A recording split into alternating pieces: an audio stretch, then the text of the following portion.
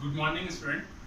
जैसा कि पिछले टॉपिक में मैंने पढ़ाया था लाइम, सीमेंट और मोटार, ये तीन टॉपिक मैंने पढ़ाया था। इसके बाद मैंने बताया था कि जो अगला टॉपिक स्टार्ट हो रहा है वो कंक्रीट, और कंक्रीट सबसे इम्पोर्टेंट टॉपिक है आपको हर पर्पज़ से, चाहे वो आप गेट की प्रिपरेशन कर रहे हैं उसके पर्पज़ से, या फिर आप प्रिपरेशन कर रहे हैं अपनी यूनिवर्सिटी लेवल एग्जाम की उसके पर्पज़ से, या फिर किसी कंपटीशन एग्जाम के लेवल से। और प्रैक्टिकल नॉलेज में जो सबसे ज़्यादा इंपॉर्टेंट रोल जो प्ले करता है वो है कंक्रीट, क्योंकि कंक्रीट में आपको हर चीज़ का ग्रेडिंग, हर चीज़ का कौन सा है रेशियो आपको जानना ज़रूरी है। अगर नहीं जानते हैं तो फिर आप कंक्रीट की वर्केबिलिटी को आप डिफाइन ही नहीं कर सकते हैं। एग्जाम्पल के तौर पे अगर कोई पूछ देगा M20 की कौन सा बताओ ग्रेड क्या है, तो आपको कैसे पता चलेगा कि M20 में कौन सा ग्रेड क्या है, उसमें कैसे पता चलेगा कि आपको सीमेंट क्या है और एग्रीगेट क्या है और फिर आपका फाइन एग्रीगेट क्या है। तो ये सारी चीज़ जानने के लिए हम लोग कंक्रीट पढ़ेंगे। मेनली जो कंक्रीट होता है वो सबसे बड़े इसमें डिफाइन किया गया और ये सबसे लंबा टॉपिक है BMC के। तो हम आज बात करेंगे कंक्रीट। उस कंक्रीट में जब बात करेंगे तो कंक्रीट में बात करने के बाद छोटा छोटा मेरा न्यूमेरिकल है जो प्रैक्टिकल नॉलेज के हिसाब से वो बहुत ज़्यादा इंपॉर्टेंट है, वो हम बताएंगे आगे की क्लास में। लेकिन उससे पहले हम जानेंगे कि कंक्रीट क्या है। तो आइए हम पढ़ते हैं कंक्रीट क्या है। सबसे पहले है कि कंक्रीट जो डिफाइन कर रहा है, कंक्रीट डिफाइन करता है it is integrated mix of cement, sand, aggregate and water where admixture is optional according to the mix। मतलब ये एक इंटीग्रेटेड मिक्स है जिसमें क्या क्या है, सीमेंट है, सैंड, एग्रीगेट है एंड वाटर है। यानी ये सारी चीज मिल करके मेरा क्या तैयार होता है, कंक्रीट तैयार होता है। इसी के लिए इसने कहा, क्या कहा, इंटीग्रेटेड मिक्स, यानी चार चीजों को यानी बहुत सारी जोड़ करके मेरा एक मटेरियल तैयार हुआ जिसका नाम क्या हुआ, कंक्रीट। अब वो कंक्रीट जो है एनालाइज किया जाता है दो पैरामीटर पे। वो कैसे कैसे पैरामीटर पे एनालाइज किया जाता है, तो पहला उसका पैरामीटर कहता है कि वो वर्केबिलिटी पे, और दूसरा क्या हो जाता है, स्ट्रेंथ पे। अगर ये दोनों चीज कंक्रीट के अंदर मौजूद है तो वैसी कंक्रीट को कहा जाएगा कि ये कंक्रीट की क्वालिटी बेहतर है, बेस्ट क्वालिटी। अगर ऐसी पैरामीटर में वर्केबिलिटी या स्ट्रेंथ कमजोर है, दोनों में से एक भी, तो वो क्वालिटी बैड क्वालिटी में आएगी। अब बात करते हैं कि कंक्रीट जो है डिज़ाइन होता है, ठीक है। जैसे कि मैंने बताया कि कंक्रीट या हर चीज़ को डिज़ाइन करने के लिए अलग अलग वे है, उसी तरह कंक्रीट को भी डिज़ाइन करने के लिए अलग वे है। अब कंक्रीट जो डिज़ाइन होता है वो मेन दो चीज़ में डिज़ाइन होता है। पहला है डिज़ाइन मिक्स और दूसरा है नॉमिनल मिक्स। एक सिविल इंजीनियर को बहुत ज़रूरी है यह जानना कि डिज़ाइन मिक्स और नॉमिनल मिक्स में डिफरेंस है क्या। सबसे पहली चीज़ कि डिज़ाइन मिक्स वैसी जगह पे यूज़ होता है कि वहाँ पे डिज़ाइन करते हैं जहाँ पे हेवी लोड स्ट्रक्चर आता हो, यानी ये प्राइवेट मकानों में यूज़ नहीं होता है। सिंपल सा है कि जो चीज़ प्राइवेट मकान में या फिर कोई ऐसे छोटा मोटा मकान में यूज़ नहीं होता है, उस डिज़ाइन ऑफ कंक्रीट को क्या कहते हैं, उसी डिज़ाइन ऑफ कंक्रीट को हम क्या कहते हैं, नॉमिनल डिज़ाइन।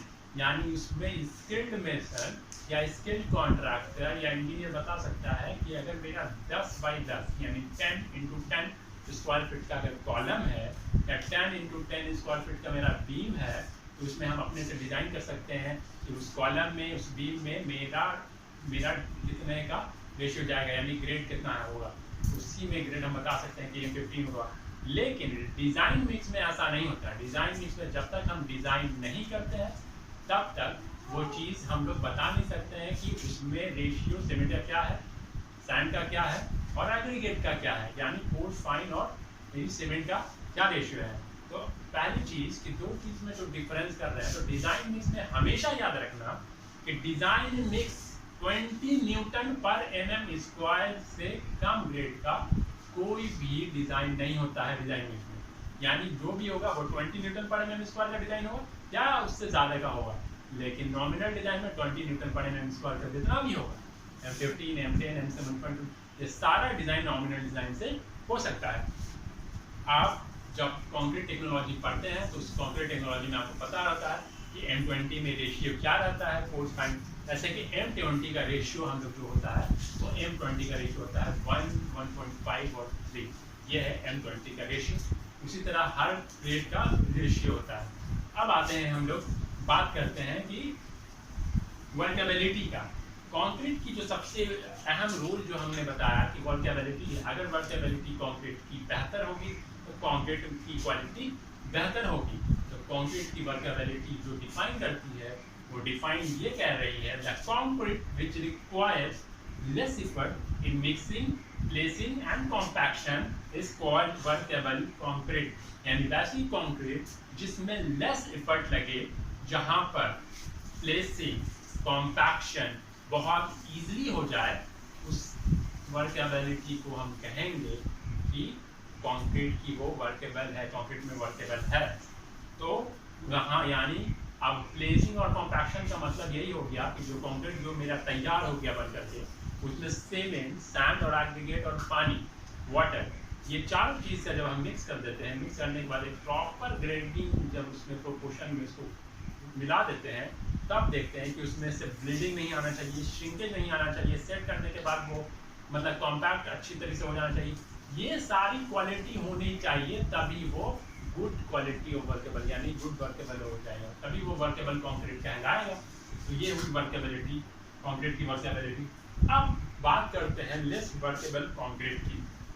जनरली बहुत लोग पूछते हैं कि लेस वर्केबल कंक्रीट क्या होता है। लेस वर्केबल कंक्रीट यानी जिसमें लेस एफर्ट लगे, उसको हम less workable concrete. Less workable concrete जो है वो मैंने डिफाइन किया है।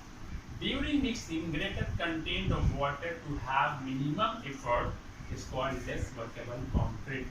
यानी mixing, greater content of water जब हम मिक्स करते हैं, मिक्स करने के दौरान उसमें लेस एफर्ट लगे, तो उसको हम लोग कहेंगे less workable concrete.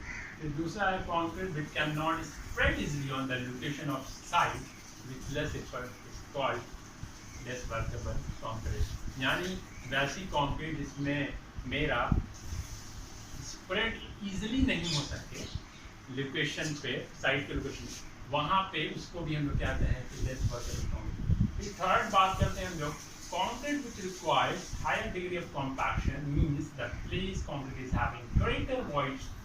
Such concrete is also called less workable concrete. ये मेरा थर्ड पॉइंट था।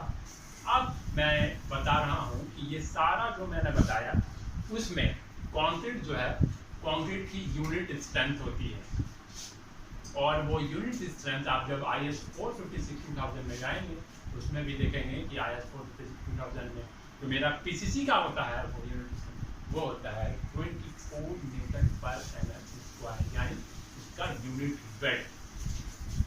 और जब RCC के साथ होगा तो मेरा उस यूनिट वेट होगा 25 न्यूटन पर mm स्क्वायर। तो ये मेरा बहुत इंपॉर्टेंट मेरा यूनिट वेट है। अब आते हैं हम लोग फैक्टर इफेक्टिंग वर्केबिलिटी। वर्केबिलिटी के लिए कौन कौन सा फैक्टर इफेक्ट करता है वो बताएंगे। सबसे पहला जो मेरा फैक्टर है वो फैक्टर है W/C रेशियो यानी वाटर सीमेंट रेशियो। दूसरा है एग्रीगेट सीमेंट रेशियो यानी A/C। थर्ड है साइज ऑफ एग्रीगेट और फोर्थ है shape of aggregate, texture of aggregate और ग्रेडिंग ऑफ एग्रीगेट। ये 6 पॉइंट है जो फैक्टर इफेक्ट करता है मेरा वर्केबिलिटी में। और इसी 6 पॉइंट से हम लोग पता कर सकते हैं कि अगर इतने क्यूब का मेरा कंक्रीट, अगर उसमें मेरा स्लैब है तो इसमें मेरा कितना सीमेंट लग सकता है और कितना उसमें वाटर है। यानी वाटर सीमेंट से रेशियो से हम सीमेंट का भी रेशियो पता कर सकते हैं और वाटर का भी। और इसका रेशियो मेरे IS 450-6007 में आप जाएंगे तो उसमें आप देख सकेंगे कि वहाँ पे कैसे वाटर सीमेंट का रेशियो बताता है। आगे हम लोग पढ़ेंगे अभी टेस्टिंग ऑफ कंक्रीट।